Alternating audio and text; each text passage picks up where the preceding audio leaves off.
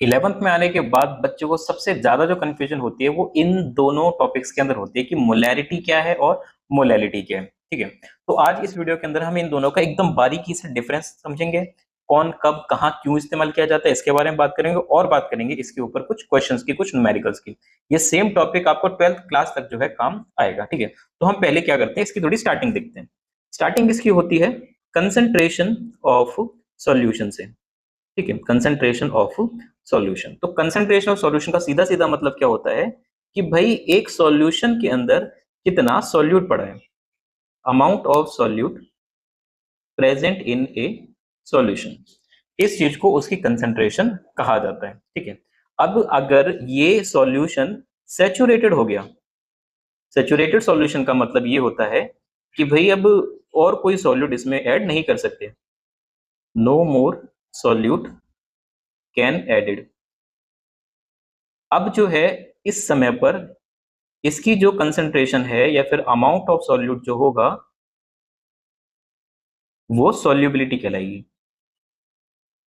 तो सॉल्युबिलिटी के अंदर और कंसंट्रेशन के अंदर सिर्फ इतना फर्क है कि जब सॉल्यूशन सैचुरेटेड हो चुका होता है तब उसकी कंसंट्रेशन क्या कहलाती है, सॉल्युबिलिटी कहलाती है, अदरवाइज वो सिर्फ क्या है, कंसंट्रेशन है। अब इस कंसंट्रेशन को निकालने के, मेजर करने के काफी तरीके होते हैं, जिसमें सबसे ज्यादा जो कॉम्प्लेक्स या फिर सबसे ज्यादा जो पूछे जाने वाले टॉपिक हैं वो हैं ये दोनों, मोलैरिटी एंड मोलैलिटी। तो अब हम बात करते हैं इन दोनों के बारे में। तो सबसे पहले हम स्टार्ट करते हैं मोलैरिटी को। मोलैरिटी, तो मोलैरिटी को हम पहले सिंपल डेफिनेशन के फॉर्म में समझते हैं कि मोलैरिटी होती क्या है। मोलैरिटी बेसिकली होता है number of moles present in 1 litre of solution. ठीक है, 1 लीटर सॉल्यूशन में कितने नंबर ऑफ मोल्स मौजूद हैं, इस चीज को कहा जाता है मोलैरिटी। ठीक है, अब मोलैरिटी को डिनोट किया जाता है कैपिटल एम से, डिनोटेड बाय कैपिटल एम। अब हम बात करते हैं इसके फॉर्मूले की कि भाई इसका फॉर्मूला क्या है। तो मोलैरिटी बेसिकली क्या होता है मोलैरिटी हो गया moles of, number of moles of solute present in 1 litre of solution. तो ऊपर आ गया मोल्स ऑफ सॉल्यूट और नीचे आ जाएगा वॉल्यूम ऑफ सॉल्यूशन, वो भी किसमें, लीटर के अंदर। ठीक है, तो ये इसका फॉर्मूला हो जाएगा कि मोलैरिटी जो होती है वो होती है ये moles of solute upon volume of solution in litre. ठीक है, अब एक चीज आपको और बताता हूँ कि हम इसको थोड़ा और क्या कर सकते हैं, आगे डिनोट कर सकते हैं। देखिए हम क्या करते हैं कि मोल्स ऑफ सॉल्यूट क्या हो जाएगा, गिवन मास बाय मोलर मास, और वॉल्यूम ऑफ सॉल्यूशन हो गया, और अगर ये ml में दिया होगा तो इसको हमको लीटर में कन्वर्ट करना होगा। अब ये बाहर बाहर मल्टीप्लाई हो रहे हैं, अंदर अंदर मल्टीप्लाई हो रहे हैं, तो m का फॉर्मूला आ जाएगा W2 into 1000 and M2 into VS। ठीक है, ये हमारे पास मोलैरिटी का फॉर्मूला आ गया। ये W2 जो है ये मास ऑफ सॉल्यूट है, M2 जो है mass of, molar mass of solute है। ठीक है, हम बेसिकली क्या करते हैं कि जो 1 है वो सॉल्वेंट के लिए डिनोट कर लेते हैं और जो 2 है वो सॉल्यूट के लिए। ठीक है, अब आप यहाँ पे स्मॉल m का भी यूज कर सकते हो, इससे केमिस्ट्री में कोई फर्क नहीं पड़ेगा। यहाँ पर मास और वेट ऑलमोस्ट सेम ही है, फिजिक्स में बहुत फर्क होता है, यहाँ पर मास और वेट का कोई खास फर्क नहीं होता। अब अगर हम यहाँ पे बात करें इसकी यूनिट की, तो आप यूनिट में सीधा कैपिटल M यूज कर सकते हो या फिर मोल्स पर लीटर भी यूज कर सकते हो। एक बहुत इंपॉर्टेंट बात देखिए, यहाँ पर वॉल्यूम है तो इसका मतलब ये चीज क्या है, टेम्परेचर डिपेंडेंट है। तो अगर हमारा कोई एक्सपेरिमेंट एक ऐसी जगह चल रहा है या हम कोई ऐसा काम कर रहे हैं जहां पर टेम्परेचर जो है ये बिल्कुल कांस्टेंट है, टेम्परेचर में कोई फर्क नहीं पड़ रहा, तो वहां पर हम किसका इस्तेमाल करते हैं, मोलैरिटी का इस्तेमाल करते हैं। ठीक है, जैसे कि हमारा बायोलॉजिकल सिस्टम, हमारे बायोलॉजिकल सिस्टम के अंदर हमारे अंदर टेम्परेचर जो है वो कांस्टेंट रहता है, टेम्परेचर चेंज नहीं होता। तो जो भी हमारे लिए सॉल्यूशन को प्रिपेयर किया जाएगा वो किस में प्रिपेयर किया जाएगा, कंसंट्रेशन किस में रखी जाएगी, मोलैरिटी में। जैसे कोई इंजेक्शन बनाया गया हो तो उसको मोलैरिटी के अंदर ही प्रिपेयर किया जाएगा। ठीक है, अब नेक्स्ट हम बात करते हैं मोलैलिटी की।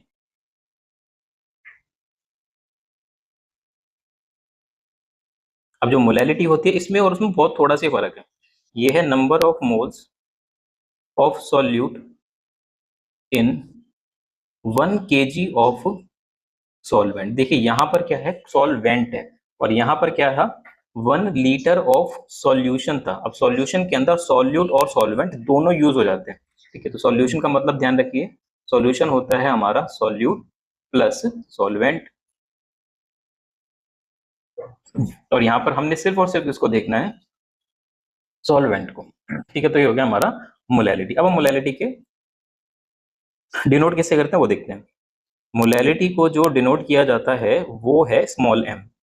ठीक है, स्मॉल एम का मतलब मोलैलिटी, कैपिटल एम का मतलब मोलैरिटी। ठीक है, चलिए अब हम इसके फॉर्मूले की बात करते हैं। तो ये अगेन क्या हो गया, मोल्स ऑफ सॉल्यूट हो गए, और नीचे क्या हो गया, मास ऑफ सॉल्वेंट हो गया, बट केजी में, mass of solvent in KG. तो ये हमारा जो है मोलैलिटी का फॉर्मूला आ जाता है। अब मोलैलिटी के लिए हम जो यूनिट लगाएंगे वो हो जाएगी हमारी, या तो सिंपली आप स्मॉल एम लिख सकते हो, या फिर आप लिख सकते हो मोल पर केजी। ठीक है, ये दोनों के बीच में जो है मेनली डिफरेंस है। इसके बाद सबसे ज्यादा इंपॉर्टेंट चीज, सबसे इंपॉर्टेंट चीज ये है कि मोलैलिटी टेम्परेचर के ऊपर डिपेंड नहीं करती, इट इज टेम्परेचर इंडिपेंडेंट। ठीक है, ये टेम्परेचर के ऊपर डिपेंड नहीं करती। तो अगर हम किसी एक्सपेरिमेंट में हीटिंग करने वाले हैं या फ्रीजिंग करने वाले हैं तो उस जगह पर हमें मोलैरिटी का इस्तेमाल नहीं कर पाएंगे, क्योंकि वो टेम्परेचर के साथ वेरी कर सकती है। तो वहां पे हमें किसका इस्तेमाल करना होगा, मोलैलिटी का इस्तेमाल करना होगा। तो ये दोनों कब यूज किए जाते हैं, ये एंटायरली डिपेंड करता है कंडीशन पर, कि कंडीशन कैसी है। अगर कंडीशन कांस्टेंट पे चल रही है, टेम्परेचर कांस्टेंट है, तो वहां मोलैरिटी बहुत अच्छी होती है। और अगर कंडीशन में हमें हीट करना पड़ रहा है, फ्रीज करना पड़ रहा है, टेम्परेचर ऊपर नीचे जा रहा है, टेम्परेचर फिक्स नहीं है, तो हम मोलैलिटी का इस्तेमाल करते हैं। ठीक है, एक बार फाइनली हम दोनों में डिफरेंस और देख लेते हैं। हम एक तरफ लिखते हैं हमारा मोलैरिटी, और एक तरफ लिखते हैं हमारी मोलैलिटी। फिर हम इसके क्वेश्चंस भी करेंगे। ठीक है, बाकी आपको कोई डाउट आए, कोई क्वेश्चन है तो सीधा कमेंट करना, आपको आंसर उसका दे दिया जाएगा। तो देखो, मोलैलिटी सबसे पहली चीज क्या होती है, ये मोल्स ऑफ सोल्यूट होते हैं इन 1 लीटर ऑफ सॉल्यूशन। ये है हमारी मोलैलिटी। अब मोलैलिटी क्या हो गई, मोलैलिटी हो गई moles of solute in 1 kg of solvent, 1 kg of solvent. ठीक है, अगला आप जो है यहाँ पे फॉर्मूला भी लिख सकते हो भाई। इसका जो फॉर्मूला होता है वो होता है W2 × 1000 M2 × VS, S मतलब सॉल्यूशन। W2 का मतलब है मास ऑफ या वेट ऑफ सॉल्यूट, ये मोलर मास ऑफ सॉल्यूट है, ये वॉल्यूम है सॉल्यूशन का। ठीक है, अब मोलैलिटी का जो फॉर्मूला होता है ये होता है W2 × 1000 M2 × W1। ठीक है, अब ये आया कैसे ये आपको बताता हूँ अभी। M2 × W1 ये इसका फॉर्मूला है। देखिए यहाँ पर क्या है, मोल्स ऑफ सॉल्यूट और मास ऑफ सॉल्वेंट है केजी के अंदर। तो मोल्स ऑफ सॉल्यूट क्या हो जाएंगे, given mass by molar mass. Mass of solvent क्या हो जाएगा, W1, क्योंकि हम लिख चुके हैं कि जो 1 है वो सॉल्वेंट के लिए है और 2 जो है वो सॉल्यूट के लिए। देखिए आपकी मर्जी है, आप कुछ भी इस्तेमाल कर सकते हो, इससे इनका केमिस्ट्री नहीं बदलेगा, डिनोट करने से केमिस्ट्री नहीं बदल जाती। ठीक है, अब ये जो मान लेते हैं कि भाई हमको जो वेट है या फिर जो मास है सॉल्वेंट का वो ग्राम में दिया हो, तो हम उसको क्या करेंगे, किलोग्राम में कन्वर्ट कर लेंगे। अब ये मल्टीप्लाई हो जाएंगे और ये मल्टीप्लाई हो जाएंगे, तो ये जाएगा W2 × 1000 और फिर M2 × W1। तो ये हमने यहाँ पर इसका फॉर्मूला लिख दिया। अब मोलैरिटी जो होती है ये टेम्परेचर पे डिपेंड करती है, टेम्परेचर डिपेंडेंट, क्योंकि मोलैरिटी के अंदर क्या इन्वॉल्व है, तो मोलैरिटी के अंदर वॉल्यूम इन्वॉल्व है। ठीक है, मोलैरिटी के अंदर क्या इन्वॉल्व है, वॉल्यूम इन्वॉल्व है। तो वॉल्यूम जो है टेम्परेचर के साथ चेंज हो सकता है, बट अगर हम यहाँ पर बात करें अपनी मोलैलिटी की, तो मोलैलिटी जो होती है ये टेम्परेचर पे डिपेंड नहीं करती, इट इज टेम्परेचर इंडिपेंडेंट। ठीक है, यूनिट भी हम एज अ डिफरेंस लिख सकते हैं कि भाई इसकी जो यूनिट होती है वो मोल पर लीटर होती है, और इसकी जो यूनिट होती है वो मोल पर केजी होती है। ठीक है, मोल पर लीटर एंड मोल पर केजी। इसके अलावा हम इसको कहाँ यूज कर सकते हैं, इसको तभी यूज किया जाता है जब टेम्परेचर क्या हो, कांस्टेंट हो। अगर टेम्परेचर कांस्टेंट है, नहीं बदल रहा, तो ये बहुत बढ़िया होता है। पर अगर टेम्परेचर चेंज हो रहा है, फिक्स नहीं है, मतलब हीटिंग हो रही है या फिर फ्रीजिंग हो रही है, तो उस केस में जो है हम मोलैलिटी का इस्तेमाल कर सकते हैं। ठीक है, चलिए अब कुछ हम पहले स्टेटमेंट्स देखते हैं, फिर उसकी बात करते हैं कि किस स्टेटमेंट का क्या मतलब है। जैसे मान लीजिए आपको किसी क्वेश्चन में लिखा है कि 3m सॉल्यूशन ऑफ NaCl, आगे चाहे कुछ भी लिखा हुआ मैटर नहीं करता, आपको इस स्टेटमेंट से क्या निष्कर्ष निकालना है वो बताता हूँ। ये जो आपके पास 3m सॉल्यूशन है किसका, NaCl का, सिर्फ इतनी लाइन का क्या मतलब होगा? इतनी लाइन का मतलब है कि मोल्स ऑफ NaCl इस केस में है 3, ठीक है, और वॉल्यूम ऑफ सॉल्यूशन जो है इस केस में है 1 लीटर या फिर 1000 ml।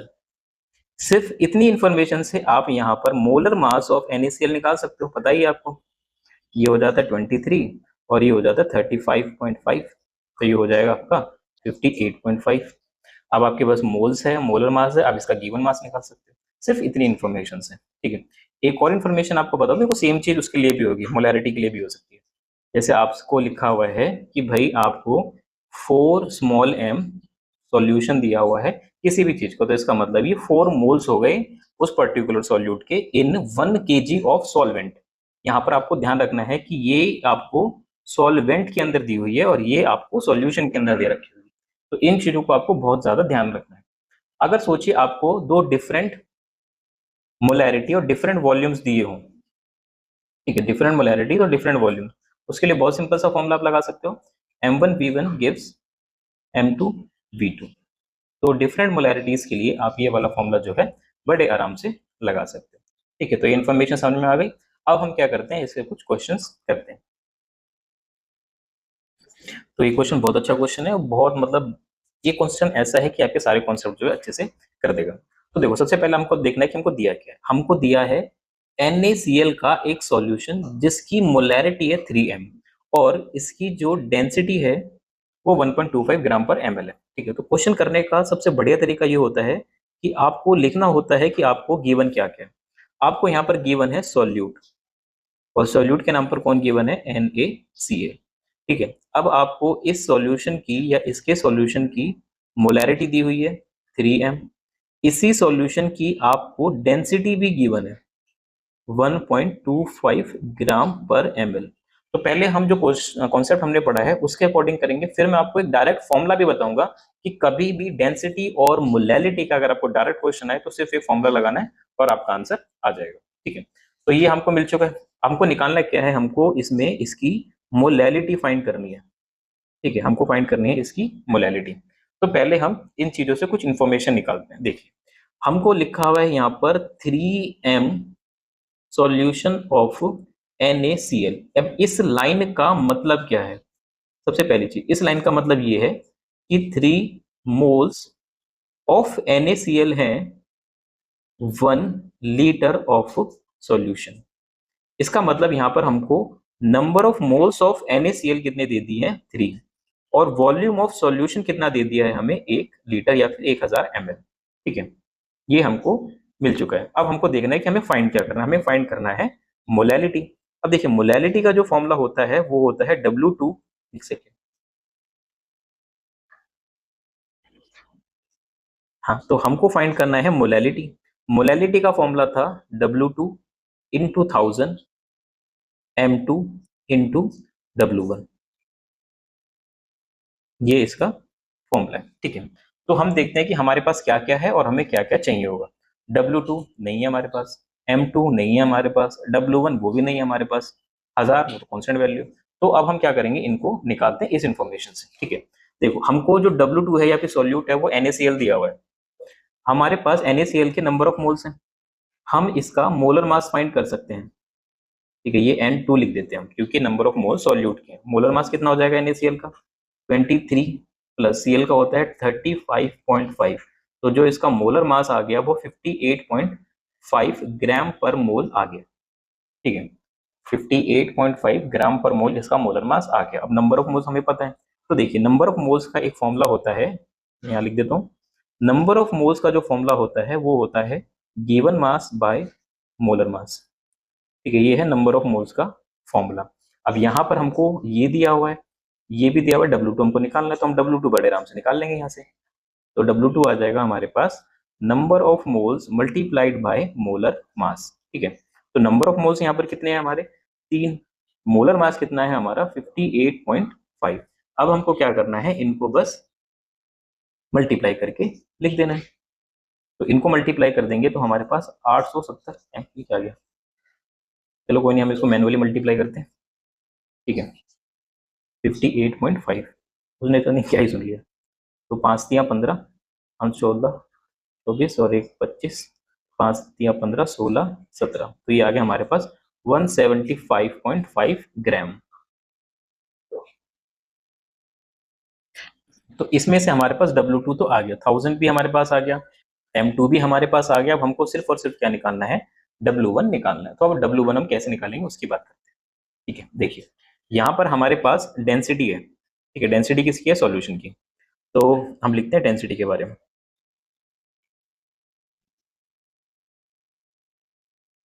देखिए डेंसिटी का बड़ा सीधा सीधा फॉर्मूला होता है, डेंसिटी का फॉर्मूला होता है मास बाय वॉल्यूम।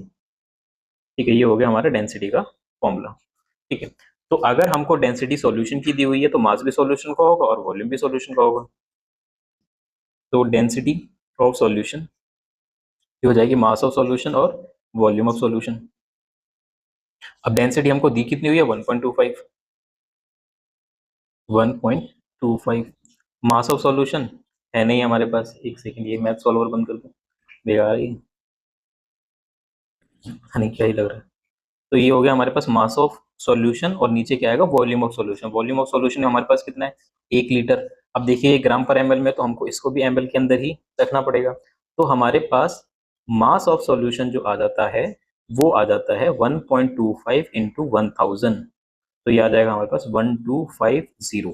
तो ये है हमारे पास मास ऑफ सॉल्यूशन। ठीक है, ये हमारे पास मास ऑफ सॉल्यूशन आ गया। पर हमको क्या चाहिए, हमको तो मास चाहिए या वेट चाहिए किसका, सॉल्वेंट का। ठीक है, अब हम यहाँ पे एक और कॉन्सेप्ट लगाते हैं।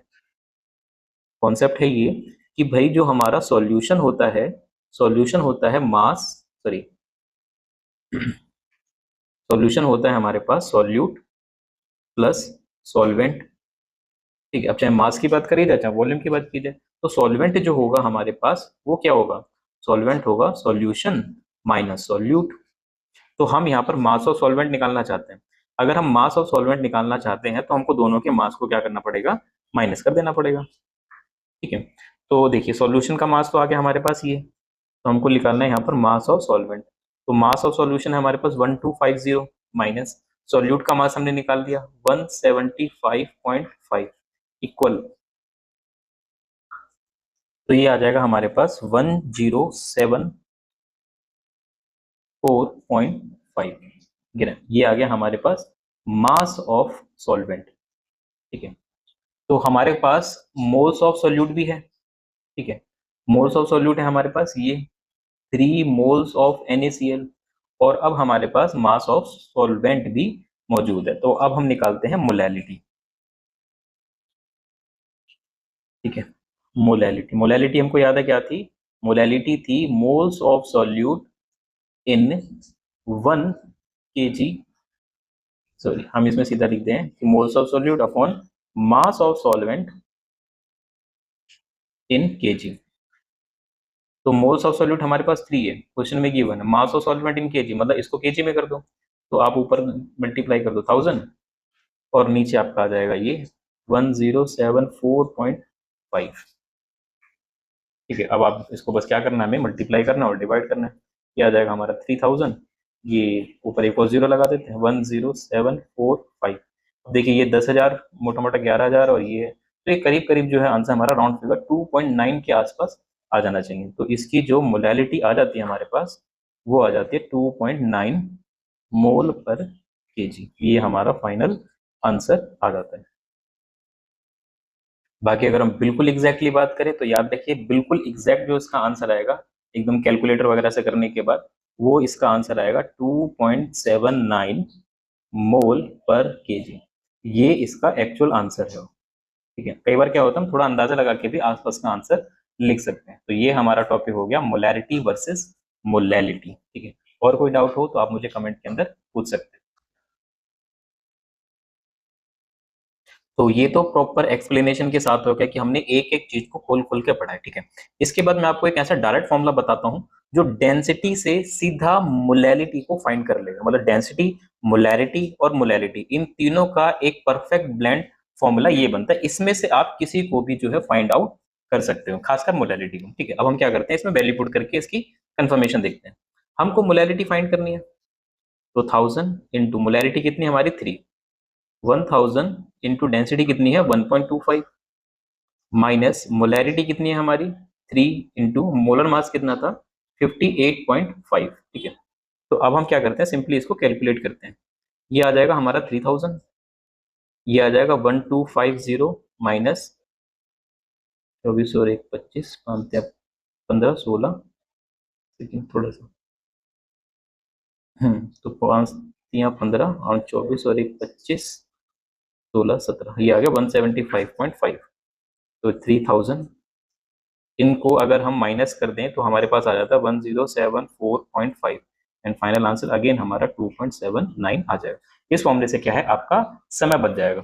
तो ये कंप्लीट कॉन्सेप्ट है और ये उसकी शॉर्ट ट्रिक है मान लो, या फिर शॉर्ट फॉर्मूला मान लो, इससे आप किसी को भी डायरेक्टली फाइंड आउट कर सकते हैं। ठीक है, और किसी टॉपिक पे अगर आपको वीडियो चाहिए हो या फिर आपको समझ में नहीं आ रहा हो तो आप मुझे कमेंट कर देना, मैं बता दूंगा। ठीक है, चलिए मिलते हैं अगली किसी वीडियो में, तब तक के लिए बाय बाय।